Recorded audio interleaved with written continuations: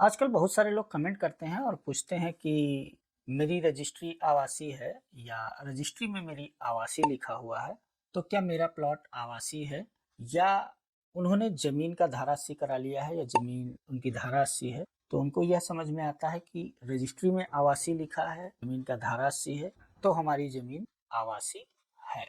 Master plan की जानकारी बहुत लोगों को नहीं होती है। अगर मैं उनको ये बताता भी हूँ कि ज़मीन मास्टर प्लान क्षेत्र के अंदर है लखनऊ में, या लखनऊ के बाहर किसी भी विनियमित क्षेत्र में है या किसी स्पेशल क्षेत्र में है, जहाँ भी आपकी ज़मीन है, जहाँ पर किसी भी तरीके का मास्टर प्लान वगैरह लागू है, तो वहाँ पर अगर आपकी ज़मीन है तो आपकी ज़मीन का जो लैंड यूज मास्टर प्लान में तय किया गया है वहाँ पर वही माना जाएगा, ना कि आपका धारा 80 या रजिस्ट्री में आवासी लिखा होगा वह माना जाएगा।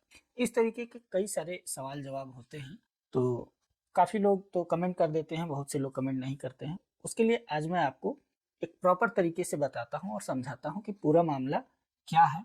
आपकी रजिस्ट्री में अगर आवासी लिखा है तो उसका क्या फ़ायदा है, आपने धारासी करा रखा है तो उसका क्या फ़ायदा है, और मास्टर प्लान में क्या होना चाहिए क्या नहीं होना चाहिए, आपके लिए क्या फ़ायदेमंद होगा। तो वीडियो मैं कोशिश करूँगा छोटा रहे, क्योंकि वीडियो मेरा लंबा हो जाता है और कुछ साहब लोग हैं उनको नहीं पसंद आता है, तो कुछ भी लिखते हैं कि अरे लंबा कर दिया, टाइम वेस्ट कर दिया। तो भाई जिसको अच्छा लगे वो देखे, जिसको ना अच्छा लगे उसके लिए नमस्कार। तो सबसे पहले आते हैं कि रजिस्ट्री। तो देखिए, अगर आपने कोई रजिस्ट्री कराई है तो आपकी रजिस्ट्री में आवासी लिखा होगा, भूमि का प्रकार आवासी। और जिससे आप रजिस्ट्री करा रहे हैं, अगर आपका रीसेल का प्लॉट नहीं है, किसी बिल्डर से आप खरीद रहे हैं, किसी कंपनी से खरीद रहे हैं, उसकी रजिस्ट्री आप देखेंगे तो उसमें कृषि लिखा होगा। तो आपकी रजिस्ट्री में आवासी लिखे होने के दो कारण होते हैं। पहला, आपने टुकड़े में जमीन खरीदी है, छोटा प्लॉट खरीदा है, पर्पज आपका आवासीय था, स्टाम्प आपने आवासी का दिया है और वही वहां पर लगता है, इसलिए आपकी रजिस्ट्री में आवासी लिखा है।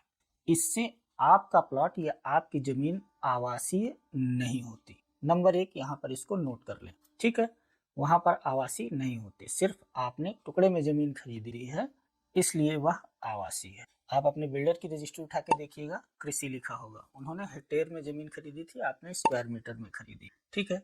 ये यहाँ पर क्लियर हो गया। इसके बाद में आते हैं, अगर आपने अपनी जमीन का धारा 80 करा लिया, धारा 80 अगर आपकी जमीन हो गई तो भी आपकी जमीन पूरी तरीके से आवासी नहीं मानी जाती है, अगर वह मास्टर प्लान क्षेत्र के अंदर है। तो आपने जो अपनी जमीन का धारा 80 कराया, उससे राजस्व विभाग में केवल वह कृषि से भिन्न हो गई आपकी जमीन, यानी कि वह जमीन आपने यह घोषणा कर दी कि अब हम इसमें खेती नहीं करेंगे, चाहे वह आपके किसान ने की हो, चाहे आपके बिल्डर ने की हो, चाहे आपने छोटा प्लॉट खरीद करके उसको धारा से अपने नाम से कराया हो, क्योंकि पहले वह रेवेन्यू रिकॉर्ड्स में कृषि वाली भूमि ही रहती है, और जब आप धारा से करा देते हैं तो उसका वहां पर नेचर परिवर्तन हो जाता है।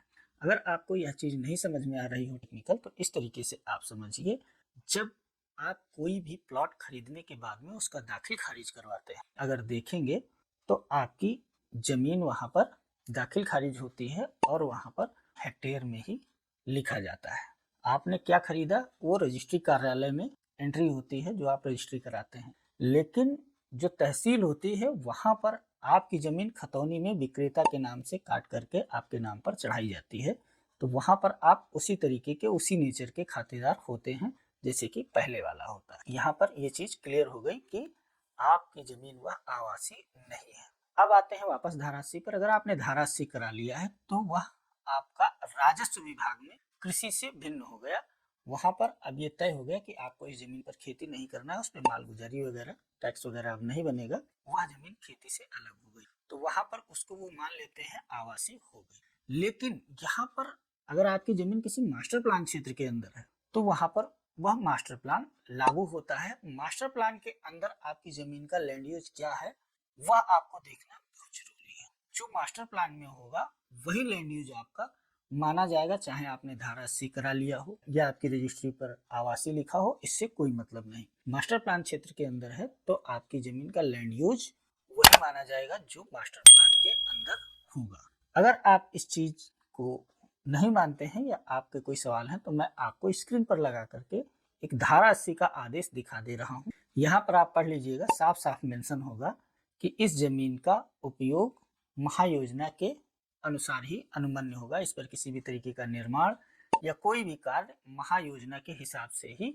होगा या किया जाएगा। और महायोजना में अगर इस जमीन का लैंड यूज कुछ और होता है तो इस आदेश की कोई वैल्यू नहीं रहेगी वहां पर। धारा 80 का आदेश केवल आपका राजस्व विभाग के अंदर अंदर तक है, वहीं पर काम करेगा। मास्टर प्लान में क्या है वह आपको जरूर देखना है, जमीन खरीदने से पहले या कहीं पर पैसा लगाने से पहले। बहुत लोग अपने मन को समझाने के लिए मुझे ही समझाते हैं, अरे वहां पर तो रजिस्ट्री में आवासीय लिखा है, बहुत से मकान बने हैं, हमने आवासीय का स्टाम्प दिया है, हमने धारा सी करा लिया है। तो भाई ये आपके अपने दिमाग को समझाने के लिए चीजें हैं, सिस्टम के हिसाब से यह चीजें नहीं है। सिस्टम क्या है वह मैंने आपको वीडियो में बता दिया।